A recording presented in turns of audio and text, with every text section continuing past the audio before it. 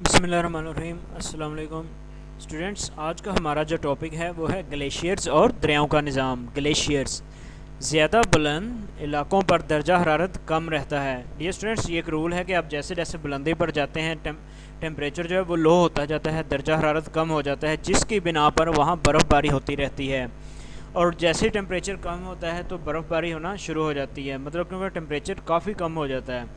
جب ایک جگہ برف سالہ سال جمع ہوتی رہے تو نیچے والی برف سخت ہو جاتی ہے اور کم بلندی کی طرف سرکنے لگتی ہے، اسے گلیشیئر کہتے ہیں۔ ڈیئر اسٹوڈنٹس، برف سخت ہو کر کیا ہے کہ وہ سرکنا شروع کر دیتی ہے، کس سائڈ کو؟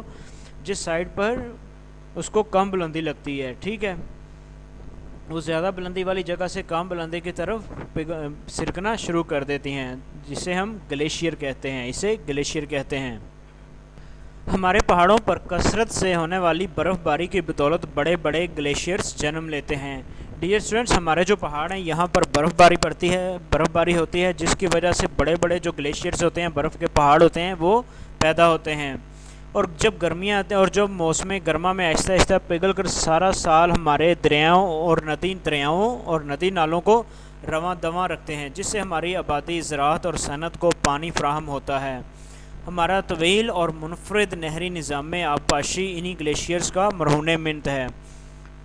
ڈیئر اسٹوڈنٹس، پہاڑی علاقوں میں جب سردی زیادہ ہوتی ہے تو وہاں پر جو ہے وہ گلیشیئرز جنم لیتے ہیں، اور جب موسم گرما شروع ہوتا ہے تو یہ کیا ہوتا ہے، آہستہ آہستہ پگھلتے ہیں، اور ہمارے دریاؤں اور ندی نالوں میں ان کا پانی جاتا ہے، جس کی وجہ سے ہم کھیتی باڑی کرتے ہیں۔ زراعت کا جو ہمارا ایک بہت بڑا رقبہ سیراب ہوتا ہے اس پانی سے، ٹھیک ہے، اور ہمارا جو زبردست نہری نظام ہے وہ بھی انہی پہاڑوں میں سے حاصل ہونے والے پانی سے چلتا ہے۔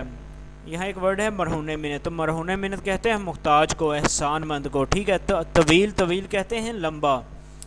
منفرد نہری نظام یعنی کہ یونیک نہری نظام ہے، ڈیفرنٹ ہے دوسروں سے، ٹھیک ہے، زبردست ہے۔ سیاچن، بولتورو، بیافو، ہسپر، ریمو اور بتورا پاکستان میں واقع چند بڑے گلیشیئرز ہیں۔ سیاچن، بولتورو، بیافو، ہسپر، ریمو اور بتورا، یہ جو ہیں یہ سارے پاکستان کے بہت بڑے گلیشیئرز ہیں اور فیمس بہت ہیں۔ یہ دریاؤں کا نظام، پاکستان میں پائے جانے والے گلیشیئرز موسم گرما میں درجہ حرارت بڑھنے کی وجہ سے پگھلنا شروع کر دیتے ہیں۔ پچھلے پیراگراف میں بھی ہم نے پڑھا کہ گلیشیئرز جو ہوتے ہیں یہ موسم سرما میں وجود میں آتے ہیں اور موسم گرما میں پگھلنا شروع کر دیتے ہیں۔ ان سے نکلنے والا تازہ پانی چشموں اور نالوں کی صورت میں دریاؤں میں آ کر گرتا ہے۔ گلیشیئرز کے عمل تخریب کی وجہ سے پاکستان کے پہاڑی علاقوں میں کئی تازہ پانی کی جھیلیں بن گئی ہیں۔ جیسے یہ گلیشیئرز جو ہوتے ہیں یہ عمل تخریب ہوتا ہے، توڑ پھوڑ کا شکار ہوتے ہیں۔ جب یہ پانی بنتے ہیں تو کیا ہوتا ہے کہ بہت زیادہ تازہ پانی کی جھیلیں بھی وجود میں آتی ہیں، اور جو وہاں کے لوگ رہتے ہیں، وہاں کے جو لوکل لوگ ہوتے ہیں، مقامی لوگ ہوتے ہیں، وہ کیا کرتے ہیں، اس پانی کے ذریعے اپنی ضروریات کو پورا کرتے ہیں۔ پاکستان کو دریائے سندھ اور اس کے معاون دریا سیراب کرتے ہیں۔